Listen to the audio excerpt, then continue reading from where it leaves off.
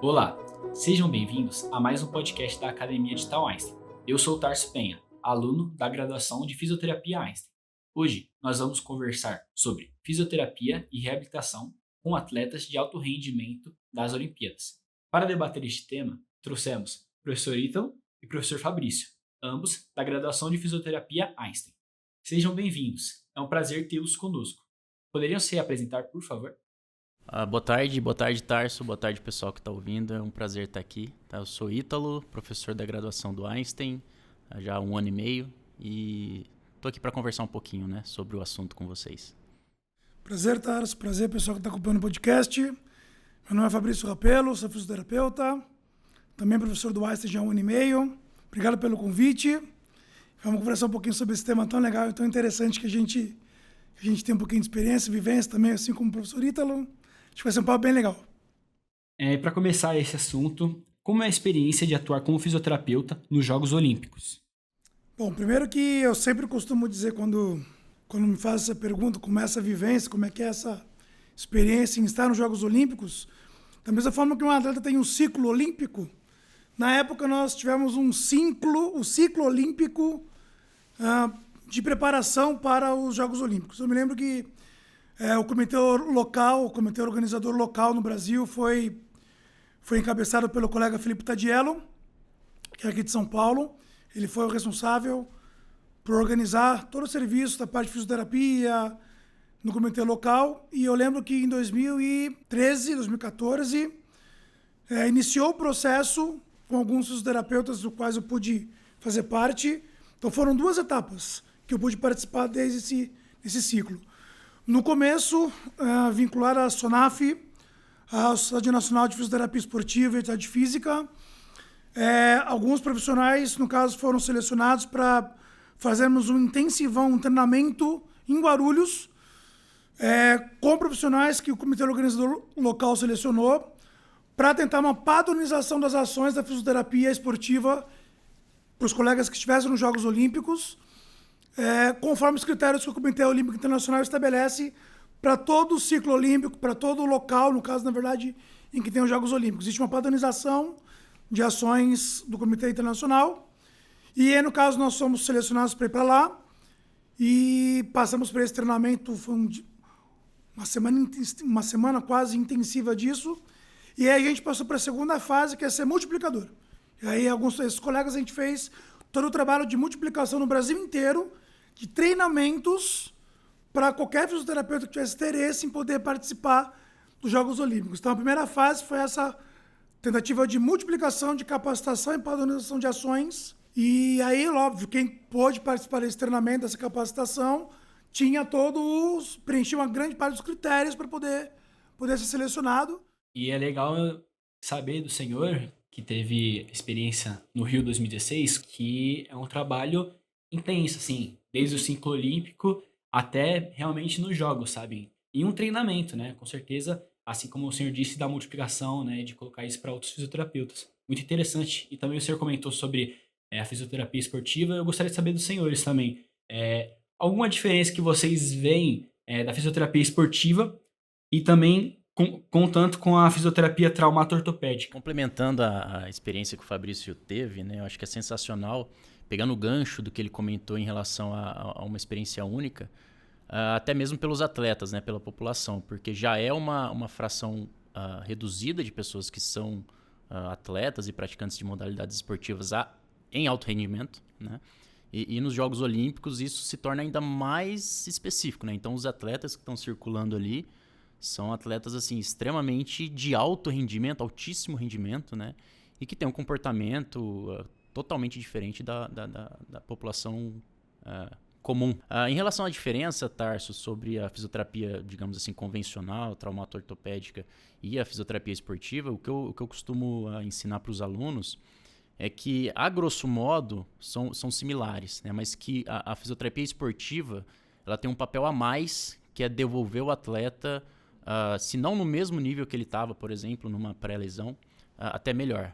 Então, eu acho que a primeira visão é que elas são similares, obviamente, porque o papel do fisioterapeuta é devolver função, seja para uma pessoa que pratica uma atividade física, ou seja, para o atleta, Mas no caso da fisioterapia esportiva, especificamente do atleta de alto rendimento, eu acho que a cereja do bolo da fisioterapia esportiva é conseguir devolver esse atleta para a prática, para o treinamento, com capacidades plenas para continuar exercendo a modalidade que ele exercia, seja qual for, em mesmo nível ou, de preferência, com maior capacidade, né? Com melhor desempenho. Então, eu acho que a diferença principal que eu diria de, além de devolver função, preparar esse atleta para a alta demanda que ele tem, né? Acho que, de forma mais resumida e simples, seria isso.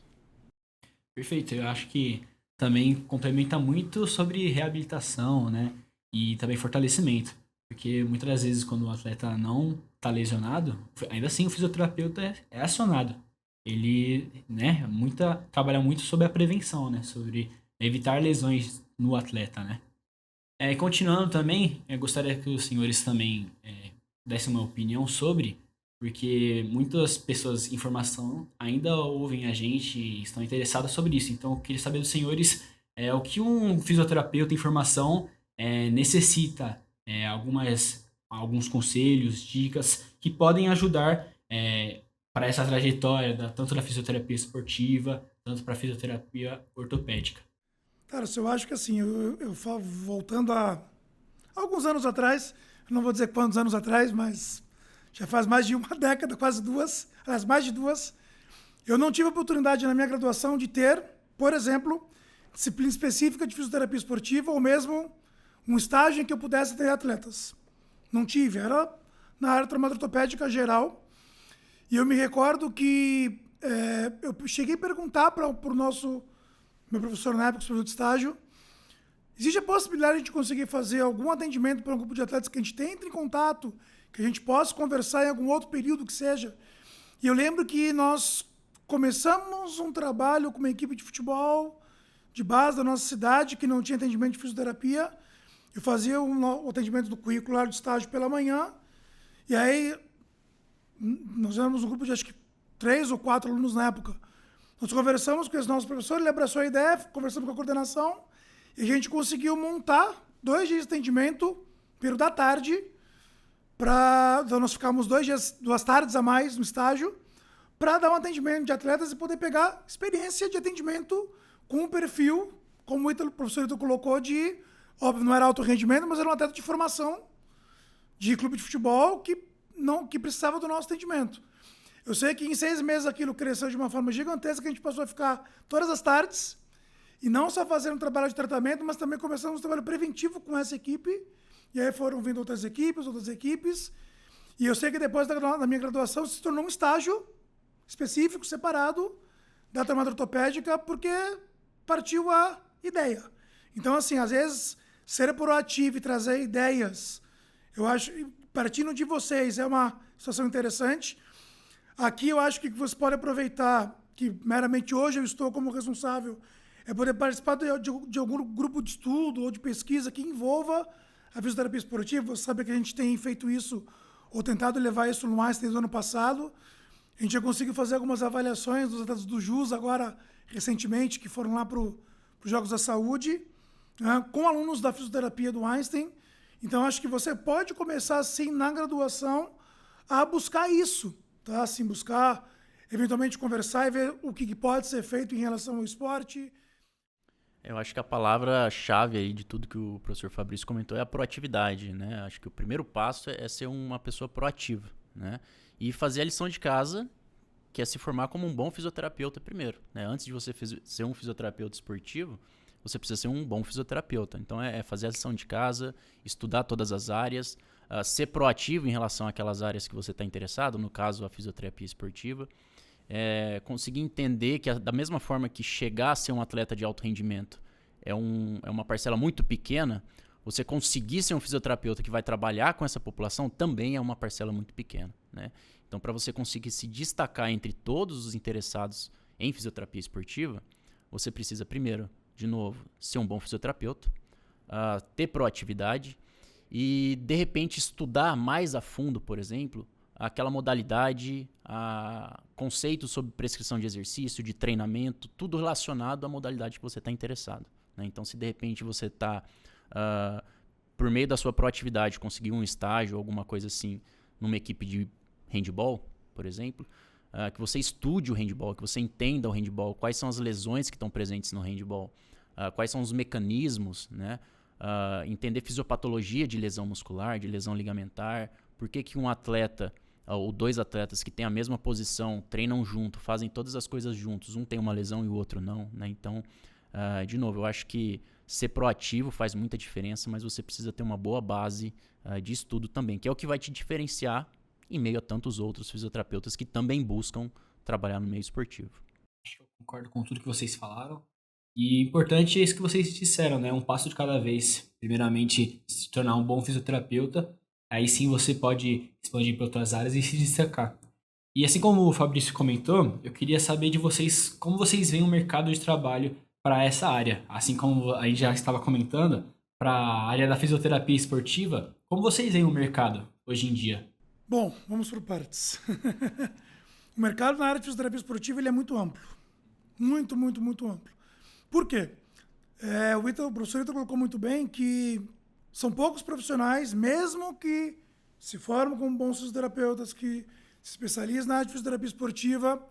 São poucos que, por exemplo, eu não sei quantos estão agora, mas, se eu não me engano, eu posso estar errado, mas eu me recordo que gira em torno de 12, 15 fisioterapeutas, por exemplo, que são convocados para estar no time Brasil numa Olimpíada.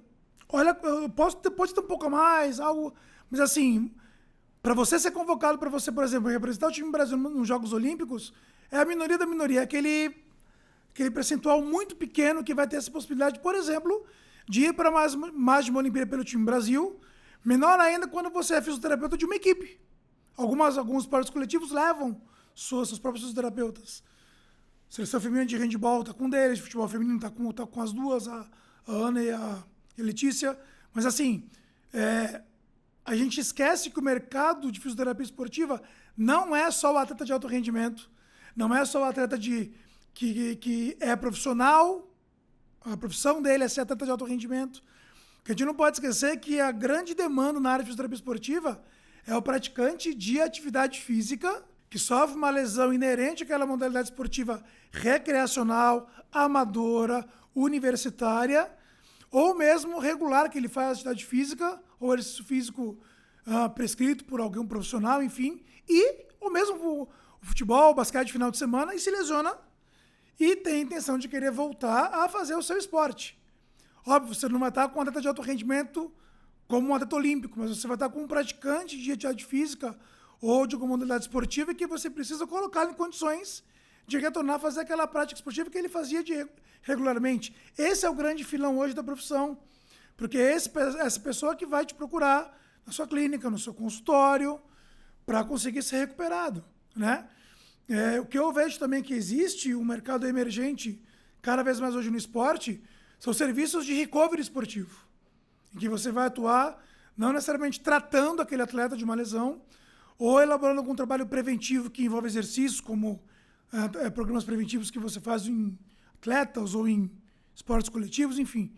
Mas uma parte que também é importante do que tange prevenção, que são os trabalhos de recuperação entre treinos. Então ele tem uma rotina de treinos semanalmente que ele faz de forma mais intensa. Você ter serviço de recovery esportivo, em que você recupere para a próxima sessão de treino, recupere entre competições em que ele é submetido. É o mercado emergente na fisioterapia esportiva também. Com certeza. Acho que é algo bastante disputado e muitas das pessoas que estão na graduação anseiam por isso, mas que nem vocês falaram, é um passo de cada vez e respeitar o processo. Professor Ítalo, você gostaria de complementar alguma coisa? Na verdade, eu queria destacar isso que o Fabrício disse, né, que o fisioterapeuta esportivo não é só aquele que está trabalhando nas Olimpíadas, em Copa do Mundo, em campeonatos mundiais, né? A grande maioria dos fisioterapeutas esportivos trabalham com pessoas que praticam atividades físicas, que jogam futebol no final de semana, que batem seu basquetinho 3 vezes por semana. Então, essa é a maior população, né? A gente precisa entender que muitos, para não falar todos os fisioterapeutas que estão lá atuando na ponta, em alto rendimento, eles também começaram, e alguns até hoje atuam com praticantes de modalidades esportivas recreativas, né? Então, a gente volta naquilo que a gente comentou. Faça o básico bem feito, né? Aprenda a reabilitar uma pessoa que pratica um esporte recreativo, que aos poucos você passa a ser enxergado, passa a ser visto, passa a ser lembrado. Pessoas vão te procurar, né? Então faça o seu trabalho tão bem feito que pessoas vão te procurar para que você as trate, né? Acho que isso é importante. Ainda bem que pessoas estão praticando modalidades esportivas diferentes, isso é ótimo, né? Quanto mais pessoas praticando atividade física, melhor. Mas existe um risco de lesão inerente a qualquer prática. Então, nós precisamos, como fisioterapeutas esportivos, estar preparados para atender essa grande população que, de novo, não são atletas, né? Mas são praticantes de modalidades aí diversas. Então, acho que só reforçar esse ponto aí que é muito importante. E eu gostaria de saber qual a diferença de alta performance com um atleta muitas das vezes casual, que nem o senhor comentou. Eu acho bem interessante essa pergunta, Tarso, porque, né, ambos são atletas, né? Se a gente pensar a grosso modo. Só que um deles, o de alto rendimento, ele vive no limite da performance física, né? Então, manter esse cara num ciclo olímpico, por exemplo, de 4 anos, sempre em alta performance, é um desafio extremamente grande, tanto para o treinador, né, para o preparador físico, mas também para o fisioterapeuta, que precisa trabalhar junto com a equipe toda do atleta para manter esse cara treinando em alto rendimento durante esses 3, 4 anos, né? Porque aquilo que a gente vê nas Olimpíadas ali, de repente, numa prova de 100 metros, são 10 segundos, né? 9, 10 segundos. Mas o atleta está se preparando para esses 9, 10 segundos há pelo menos 2, 3 anos, né? Em altíssimo rendimento. E ele só consegue chegar ali naqueles 9, 10 segundos em altíssimo rendimento se ele conseguir treinar sem se machucar, ou com o mínimo de lesão possível, né? Porque uma lesão ele vai afastar esse cara de treinamento por pelo menos 2, 3 semanas, a depender da gravidade da lesão. Então acho que a maior diferença é manter o atleta de alto rendimento sempre no limite da performance, né? Já o atleta amador não, né? Ele não tem essa preocupação de viver do esporte. Então se ele machucar e ficar de repente 2, 3 semanas sem praticar a modalidade esportiva, ok, né? Ele se recupera com calma, não tem pressa, ele pode voltar e se tratar com bastante calma, né? O atleta de alto rendimento não, ele depende daquilo, aquilo é o trabalho dele, né? Então, quanto menos tempo ele passar afastado da modalidade, melhor. E acho que esse aí é o maior desafio. Complementando o que o Ítalo colocou também, acho que eu concordo plenamente com ele em relação a isso. O atleta recreacional, você tem tempo suficiente para tratá-lo e ele trabalha alguma outra coisa. Ele joga a bola 3 vezes por semana, mas ele trabalha num banco sentado. Então ele pode muito. Então se você conseguir retorná-lo para trabalhar, ele vai conseguir desempenhar a função profissional dele e depois, com o tempo, respeitando todas as questões de gravidade de lesão, tempo de lesão, enfim, você vai ter todo o tempo necessário para poder fazer isso. Com o atleta de alto rendimento, você precisa fazer isso e não tem como, às vezes, acelerar o tempo, só que você muitas vezes precisa fazer ou executar processos para que tentando fazer com que esse tempo, de alguma forma, seja um pouco mais curto do que seria no indivíduo que não é um atleta de alto rendimento. O segundo ponto, a demanda física é muito maior, é gigantesca para esse atleta de alto rendimento em relação ao atleta amador. E muitas vezes a gente questiona assim no dia a dia. Mas o atleta tal, que faz o mesmo esporte que eu, teve a mesma lesão que eu, voltou a praticar o esporte em 12 semanas e eu vou ter que ficar em 8 semanas, porque eu vou ter que ficar 12, 16 semanas. Falei assim, cara, vamos dar um exemplo. Ele é um nadador, tá com uma lesão de ombro e o Phelps recuperou em 4 semanas e aí vai ter que ficar 8, 12 semanas. Aí você fala assim pra ele, você por acaso nada igual ao Phelps? Ou nadava igual ao Phelps? Tem a mesma demanda de treinamento de 12, 14 horas por dia, muitas vezes, só fazendo isso e envolvendo treinamento na piscina, fora dela, sono, recovery, alimentação, dieta, hidratação, trabalho psicológico. Então, assim, é a demanda que é imposta para ele. E um ponto interessante que eu vejo também na questão crucial tratar atleta de alto rendimento em relação ao atleta do dia a dia é que muitas vezes você pode ter, por exemplo, entre competições, numa competição olímpica, por exemplo, Jogos Olímpicos, o seu atleta teve alguma lesão hoje e a próxima prova dele da semifinal é daqui a 2, 3 dias. E você sabe que o período mínimo de tratamento ideal seriam 2, 3 semanas. O que você vai ter que fazer? Tentar o máximo possível devolver a função para ele. Você não vai conseguir recuperar totalmente a lesão. mas tentar devolver o máximo de função possível e capacidade de executar a performance atlética dele em 3 dias. E você vai estar lá para isso. Você vai estar imerso para isso. E aí tem aquela questão assim, mas por que no dia a dia, mesmo em clubes ou em algum caso, você tem o overtreatment, você trata 2, 3 vezes por dia, numa condição normal de tratamento. Isso muda alguma coisa? Na grande maioria dos casos, não. Vírgula. Diferente quando você está em ambiente ou momento competitivo, que você vai ter 3 dias para tentar recuperar esse atleta o mais rápido que você puder. E aí, nesse caso, você vai praticamente fazer tratamento fisioterapêutico nesse atleta, enquanto, inclusive, ele estiver dormindo e descansando, você vai estar lá fazendo alguma coisa. Tá? Porque você tem pouco tempo. O atleta do dia a dia, você tem tempo para tratar, ele não tem que jogar bola daqui a 3 dias. Então, assim, essa eu acho que, em competição, o tratamento do atleta de alto rendimento, ela é muito diferente. Mas é o que aquele momento específico precisa.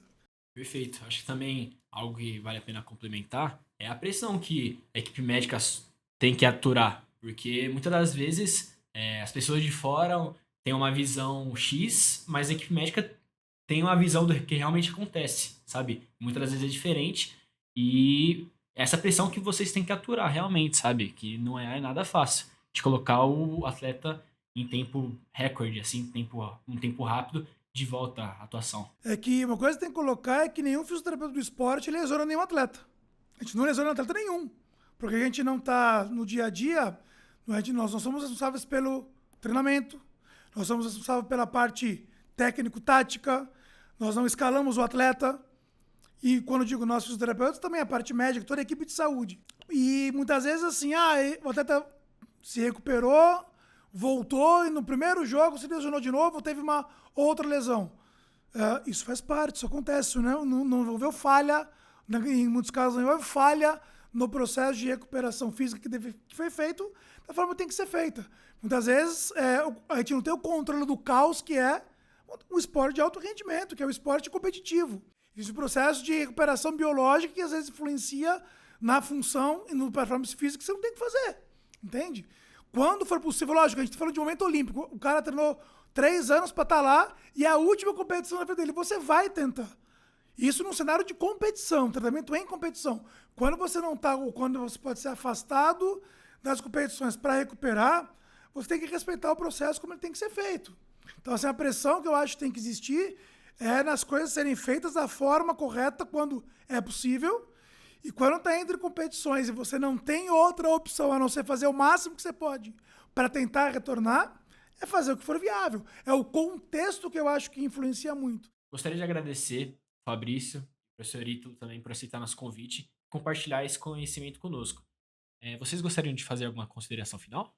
Dá para ficar uma tarde inteira, o dia inteiro aqui conversando e batendo papo e trocando experiências. Mas acho que é isso. Se lidar com atleta, lidar com lesões de atleta é um caos, né? Como o professor Fabrício comentou, é tudo muito complexo, né? E existe um limite ali de tempo, de recuperação tecidual, enfim, acho que dá para passar muito tempo, mas isso que a gente conversou acho que é fundamental. Espero que os ouvintes aí aproveitem alguma coisa.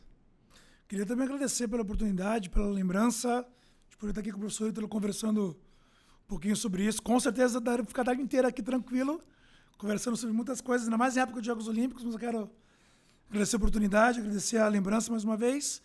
Espero que os alunos que tenham interesse, não só na área da física, mas em todas as outras profissões de saúde que queiram trabalhar com esporte, que se realmente quiserem, busquem, se dediquem.